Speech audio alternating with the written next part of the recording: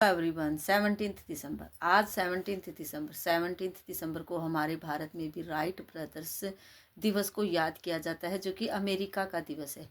लेकिन जो Wright brothers थे, उन्होंने एक ऐसे विमान का, जो सर्वप्रथम विमान की उड़ान भरी थी, उन्होंने उस विमान को बनाया था, जो कि पूरे विश्व में विश्वव्यापी है। यानी कि उसको पूरे विश्व में पहली बार उड़ाया गया था। वो राइट ब्रदर्स थे, दो भाई थे जो अमेरिका के थे, जो कि साइकिल की दुकान चलाते थे। बताया जाता है उन्होंने साइकिल के पुर्जों से ही उस विमान को बनाया था, जो कि विश्व में पहली बार चलाया गया था। जो हमारे भारत में भी उस विमान को जानते हैं, क्योंकि वो पूरे विश्व के लिए सबसे पहले उसकी उड़ान भरी थी। उसको देख कर ही बाकी जो आज आधुनिक काल में विमान बनाए जा रहे हैं, उसकी नकल करके या उसको देख कर लोगों ने, आविष्कारकों ने सीखा कि इस तरह का भी आविष्कार हो सकता है, ऐसा बताया जाता है। भारत में उसके बाद बहुत सारे ऐसे आविष्कारक हुए हैं हमारे, जिन्होंने हवाई जहाज़ की उड़ान भरी, उसको नियंत्रित किया। लेकिन सबसे पहले जो राइट ब्रदर्स थे, उन्होंने हवाई जहाज़ बनाया था, जिसकी कि उन्होंने पहली उड़ान भरी थी, जिसको नियंत्रित करना उन्होंने सिखाया था। उसको देख कर ही आगे इस तरह का विमान था। सर्वप्रथम पहले बताएंगे, जो पहली उड़ान भरी थी वो इस तरह का विमान था। बच्चों को दिखाएंगे कि पहले शुरू में जो विमान उड़ा था, जिस विमान को उड़ाया था राइट ब्रदर्स ने उड़ाया था, वो अमेरिका के रहने वाले थे, जो कि सिंपल थे, बिल्कुल साइकिल की दुकान चलाते थे।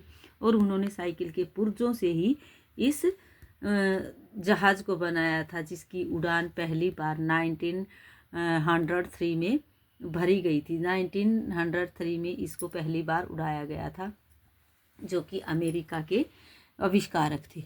उनका जन्म बताया जाता है, दोनों भाई थे। विल्बर का जन्म 1867 में हुआ और ऑरविल का 1871 में। इस तरह से दोनों भाइयों ने मिलकर एक साइकिल की दुकान से किस तरह से एरोप्लेन, हवाई जहाज़ बनाया और उसकी उड़ान भरी। उड़ान ही नहीं भरी, बल्कि हवाई जहाज़ को नियंत्रित करने की तकनीक भी विकसित की, कि किस तरह से हवा में उसको नियंत्रित किया जाता है। आज के सभी विमान, जो आज के आधुनिक विमान हैं, उन्हीं को देखकर उनका बनना, उनका नियंत्रित होना संभव हुआ। राइट ब्रदर्स को इसलिए हमारे देश में भी याद किया जाता है। लेकिन हमारे देश में यह कोई राष्ट्रीय दिवस नहीं है, बल्कि उन्हें पूरे विश्व में ही याद किया जाता है, जाना जाता है कि क्योंकि उन्होंने ऐसा आविष्कार किया था, जिसके बाद बहुत सारे ऐसी आधुनिक तकनीकियाँ आई, जिसमें बहुत सारे आविष्कारकों ने अपना अपना आविष्कार किया। हमारे भारत के जो आविष्कारक थे, शिव शंकर बापूजी तलपदे, वो भी भारतीय आविष्कारक थे। उन्होंने भी फिर हवाई जहाज़ का आविष्कार किया। लेकिन सबसे पहले जो पूरे विश्व में हुआ था, वो राइट ब्रदर्स ने किया था। इसीलिए हमारे देश में राइट ब्रदर्स को याद किया जाता है। सभी जानते हैं देश में कि सबसे पहले हवाई उड़ान किसने भरी थी, इसलिए इन्हें याद किया जाता है। आज हम बच्चों को ऐसे बता सकते हैं, पूरे विश्व में सबसे पहले इस तरह का विमान उड़ाया गया था। विमान जो कि हवा में नियंत्रित किया गया, जो साइकिल के पुर्जों से बनाया गया है। बच्चे भी जान जाएं कि सबसे पहले कैसा हवाई जहाज़ बना था, किस तरह का होता था। आजकल के हवाई जहाज़ बच्चे जानते हैं। आज हम बच्चों को डेट एंड डे बताने के बाद A to Z लिखवाएंगे।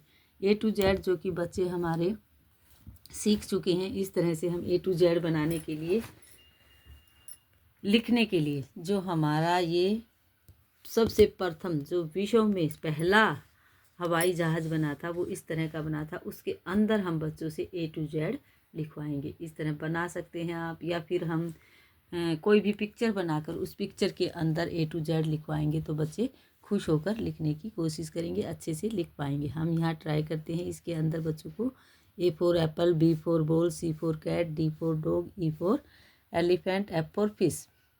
जहाँ जहाँ जगह हमें दिखेगी, G for grapes, H for hand, I for ice cream, J for jug, K for kite. इस तरह बच्चे इनके अंदर खुश होकर लिखने की कोशिश करेंगे। L for lion, M for mango, N for nest, O for orange, P for pen, Q for quill, R for rose, S for sun, T for tree, U for umbrella, V for van, W for watch, X for Xmas tree, Y for yak, और यहाँ हम लिखवा सकते हैं Z for zebra. इस तरह बच्चे इसको कलरफुल बनाएंगे, और जान पाएंगे कि शुरू में जो पहली बार सॉरी जो विमान उड़ाया गया था वो इस तरह का दिखाई देता था। इसके अंदर हम बच्चों को बोलेंगे कि अब आपको इसके अंदर A to Z लिखना है।